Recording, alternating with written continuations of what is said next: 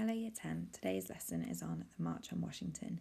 Make sure you've got your book, a piece of paper or a Word document open and write in your title before we continue with the lesson.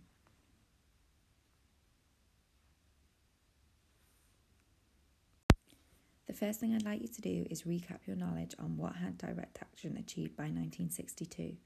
So write in a subheading or create a mind map and use the pictures to help you fill in information about what direct action had achieved by 1962. Pause your video now to complete the activity. So, what had direct action achieved by 1962? Now's the time for you to check and review your answers. Add anything to your mind map or to your notes that you didn't get. So, a really important part of the achievements of direct action by 1962 is that protesters had won the support of Presidents Kennedy and Eisenhower. We know that because Eisenhower spoke publicly praising the people who were taking part in the sit-ins, and Kennedy sent federal troops to support the Freedom Riders from violence that they faced in the South. Direct action had also shown that peaceful protest could work because, in response to direct action, lunch counters had been forced to desegregate and buses had desegregated as a result of Kennedy's orders following the Freedom Riders.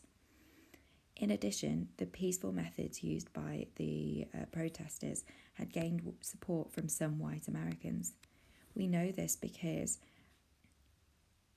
some of the protesters who had taken part in the sit-ins and the freedom rides were actually white. So from the northern white population, the civil rights protesters were getting an increasing amount of support. So if there's anything that you need to add, pause your video now before we move on to the rest of the lesson. However, even though direct action had achieved a lot, there were still many things that the African American community was suffering from. For example, they were facing violence in the South whenever they used their peaceful protest methods. This was seen when people taking part in the sit-ins were beaten up and when a bomb was put onto one of the Freedom Ride buses. There was also violence coming from the police. Police brutality was a problem that existed in both the southern states and the northern states. In addition, African American people were much more likely to live in poverty than white people. And finally, African American people could not yet vote in the Deep South. That's because there were a number of laws that prevented them from registering to vote. So there were still many problems faced by African Americans, and direct action definitely had not solved everything. On top of this, segregation still existed in many different private companies and also in public buildings. So, for example, facilities like swimming pools, benches, water fountains, hospitals were still segregated. And so African Americans still didn't have equal access to the facilities that white Americans had access to. And that's what we're going to be looking at this lesson in terms of why did that start to change. You looked at these different organisations last lesson. So the Southern Christian Leadership Conference, the Student Nonviolent Coordination Committee, and the Congress of Racial Equality. And you wrote a definition for each of these groups. Today, these groups are relevant to us because all these organisations came together in 1963 to organise the March on Washington. The March on Washington is one of the most famous events in American history, partly because of Martin Luther King's I Have a Dream speech, which is often quoted today, and also because it was such a huge march. 250,000 people attended the March on Washington.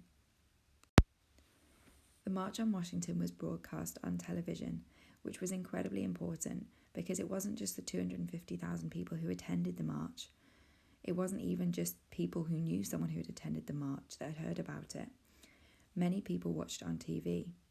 Because it was such a famous event, many white people watched Martin Luther King's speech and experienced how inspiring he was. And that helped convince many people that Martin Luther King's arguments were justified. There were many white celebrities who performed at the March on Washington, people such as Bob Dylan, And so many people who weren't really interested in the message of the civil rights movement tuned in to watch the march so that they could see Bob Dylan. They then ended up hearing the speeches and seeing the peaceful protesters, which helped to persuade them that the civil rights movement was a cause worth supporting. You can see in the bottom picture that at the end of the march, all the protesters joined hands and sung hymns. And this is something that people who attended the march remembered for the rest of their lives, a show of unity.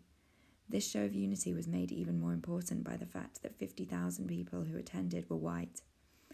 It showed President Kennedy, importantly, that it wasn't just the black community that wanted an end to segregation, it was the white community as well.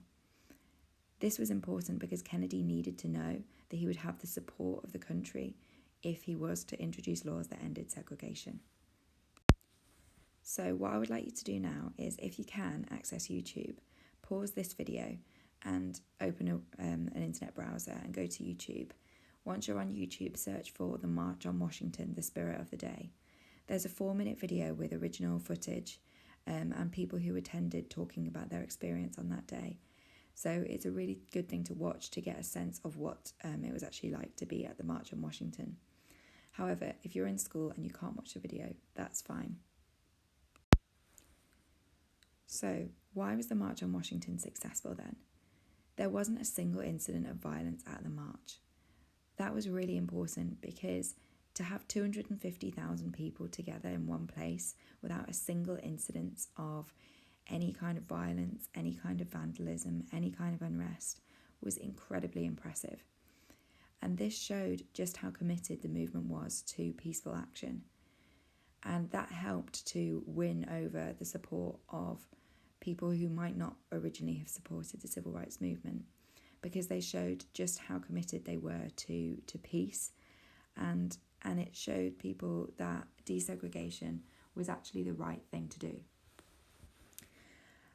As I mentioned before, the fact that so many white people attended and white celebrities attended showed that moderate white opinion in America supported the civil rights movement.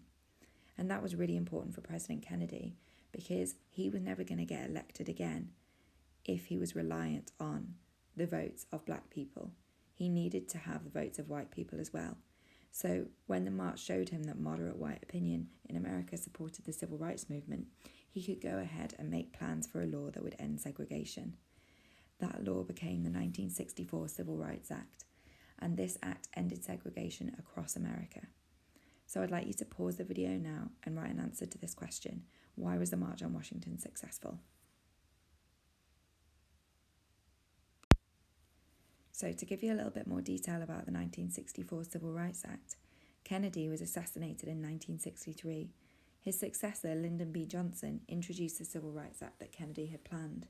This made segregation illegal in all states. So segregation in schools, transport, restaurants, cinemas, hospitals, workplaces and housing was ended. This shows you just how important the March on Washington was. However, it's important to remember that even after this act was passed, African Americans still faced many problems. For example, they couldn't register to vote, and they still suffered from poverty, police violence, violence from the rest of the community.